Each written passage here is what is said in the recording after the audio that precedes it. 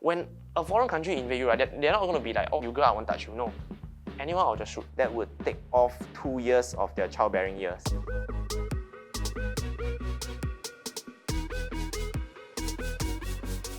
Ooh. You are? Zephyr. Jonathan. Nice to meet you. Both to answer. Tell each other a summarized version of your life story. I think we need to be here for another. Being at 26 years old right now, I would say that I'm a dreamer. I don't really believe in people saying living in reality. So I think my whole entire life has always been this ideology of you should chase your dreams because you only live once. You don't want to regret kind of thing. So I don't want to just exist. Chasing your dreams, being happy, being content. So summarize, that's my life. I think for me, mainly, I have been in a real rat race for a really long time, which is a problem, right? Okay. There is a goal post in front, and then you clear the goal post. Yeah. Then you realize there's a bigger goal in front, and then you just keep chasing on a bigger and bigger goal. I don't know which point in my life I discovered this is something that I may still continue in some ways, Right. but I think at the end of the day, I still want to achieve like ikigai. Fulfill 4 different things in your life so that like whenever at every process, at any moment in time, you will be happy, benefiting others, helping yourself, and still be driven to continue with whatever that you're doing. Give your honest opinion of the person sitting opposite of you. You're an adamant person, you'll be very firm in your stance. Like once you have decided on something, you would definitely go for it. You are someone that on the outside, right, can seem very strong-headed for your opinion, right? But actually deep down, you are pretty equal. How would you describe your own personal NS experience? Personal NS experience. What unit you serve? Vocation? I was serving in police. SPF. The place where everyone wants to go. My vocation was ground response force. Okay. That means I was outside patrolling. Okay.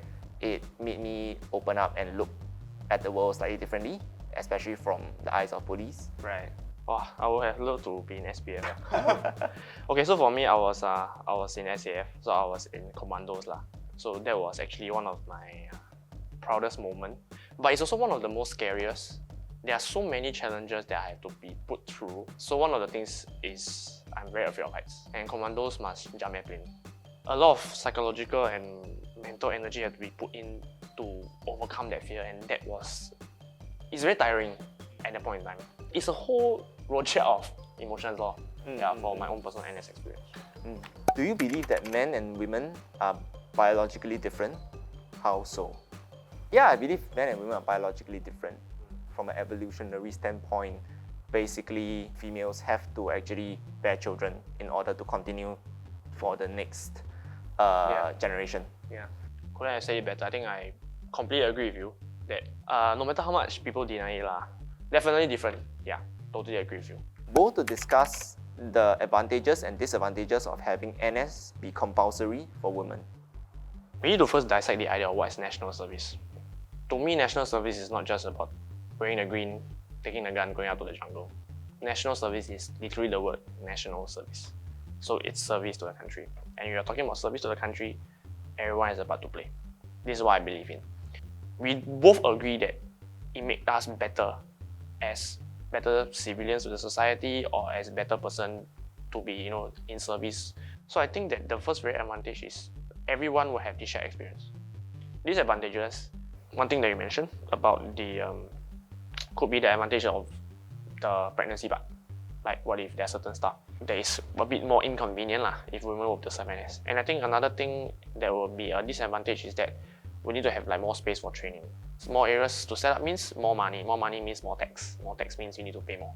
I think the advantages are basically fairness in the perception as a population as a whole. Second advantage is that we will have a much larger armed forces. There will be more manpower to serve the public service from here. I think one of the biggest disadvantages is that it's productivity taken out of a population. You serve NS, you need more training space, not need more trainers. Then you need to maintain more equipment for more people. You need to maintain more space for more people. Will this eventually justify the need for having a larger army given that we already have a huge enough large armed force to, or even a home team force to protect ourselves. It's just a waste of resources lah. Why do you think it's only compulsory for men to serve NS? The notion of NS is basically like we need our own army, we need our own defense system. We don't want to rely on an external party that could change, because it should be built in terms of loyalty and stuff lah. The gender roles was still pretty much a norm back then, to have males be the one outside, females be the one at home. So at that point in time, it would make sense to actually, let's make it compulsory for some people. And who are these some people? Let's just split by those people who think that, you know, we should be working outside, and then therefore it's now compulsory for men to serve NS. And this tradition has been, or law has been, from then all the way till now. I definitely agree with you when you mentioned that the reason why it's compulsory is because at that period of time, this is how the society and the world functions as a whole. And it's actually Singapore being a country that is like, we just separated from Malaysia at that point in time, we kind of have to follow suit lah. So yeah. So why should we make NS compulsory for everyone? Okay, first thing first, right, I totally agree with you when you mentioned about when you have more people inside, you know, there's more resources needed and stuff. But then again, whatever you just mentioned, right, are things in the armed forces. Let's, for instance, when you make NS compulsory for everyone in itself, right, you are essentially asking every Singaporean to take out that amount of your life out to serve the country. And to me, that is not a lot to ask for. Like, women can serve as medics, you know, knowing how to do CPR and stuff, great knowledge, know how to save other people, knowing how to build bomb shelters, for instance. For those that are more tougher ones, they can go and handle a gun. Anything that will basically, quote unquote, put their time out for the country itself. And this is exactly why I feel that the making NS compulsory for everyone is because everyone has the rights and everyone should know how to defend themselves. As simple as that. When a foreign country invade you, right, they're not going to be like, oh, you guys, I won't touch you. No. Anyone will just shoot. I think even if NS wasn't compulsory for a group of people, which is the current state now, right? Like, you being able to reach the workforce faster also contributes to the nation. It contributes to the nation's economy, right? It does contribute back into the nation as well. So, like, to make it compulsory seems pretty, like, for me, seems pretty unproductive in that way. Because you make the workforce less productive as a whole, then in times of different kinds of wars, not just a physical war, maybe a physical war, yes, more people holding guns will be effective. But if it's like a currency war, a more robust society with people being able to polish their own niche skills would become more efficient in fighting a non-physical war. Right. How can we claim to strive for equality when NS is only compulsory for men? Serving through NS itself does give you some minor perks.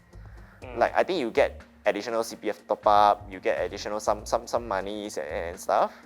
I feel that maybe there could be some more benefits that can be given, but we are kind of equal in that sense. Maybe if the NS pay was slightly higher, I think people would be pretty happy to serve lah. I mean, given that it was really low at the start, and now it's kind of looking like a part-time job kind of salary already. Yeah, or like allowance they call it. Okay.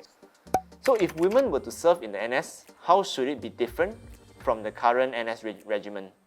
Maybe possibly not so much of the front lines. They are more of the behind the scenes, the support. You know, that's how I see it lah. I mean, even like the administrative job of keying in our MC, also someone needs to do it. By all means, if NS is compulsory for everyone, they can still also do the ones where it's more physically taxing. But I think the difference is more towards, because guys generally we are stronger, we are made in a way biologically in a certain way, then naturally we will take out more of the front, the more heavier duty ones.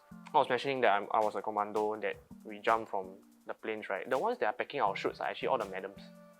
Like, there's only one or two guys, most of the madams are packing because they have the patience to do all this, and it's very sophisticated. Imagine packing a chute, this thing will save one guy's life and jump out of the plane. This is the bag already. Because any one wrong thing, the thing no open, that's it already. Yeah, I think if women were to really serve in NS, it could be a very drastically different format. let's say you're very good at packing shoots and stuff, like based on there's a small random test somehow, and then you are known to have this ability, then this ability you will align it to this role, and I think that will make the entire NS experience, not just for women, but for men also more comfortable. So not gender specific, rather what are you good at lah? Yeah, and what are you good at?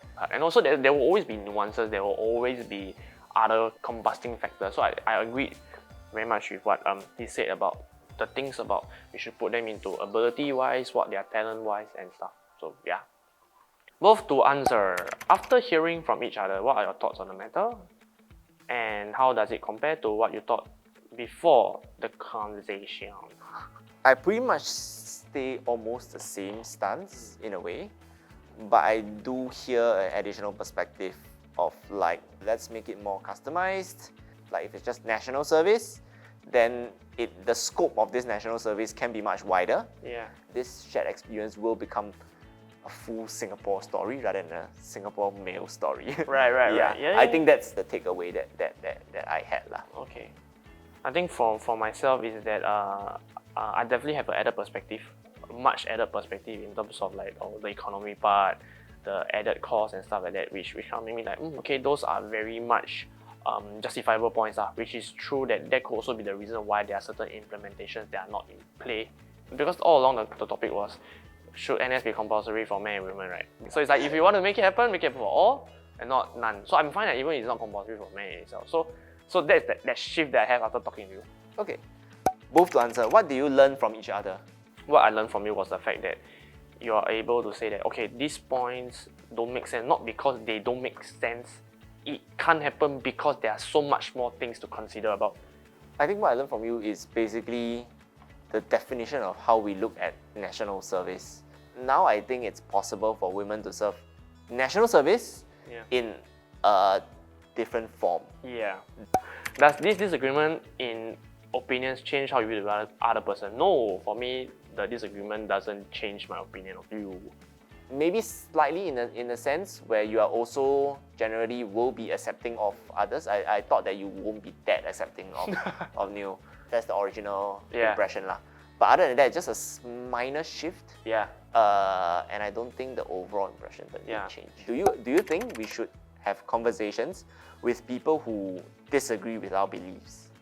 Yes and no. So at the end of the day, conversations are not meant to win. Conversations are meant to understand. So I think the fact that we obviously should have conversations with people who disagree with our beliefs, pertaining that so that we can learn more from another person's perspective. Only if they are open about hearing another belief.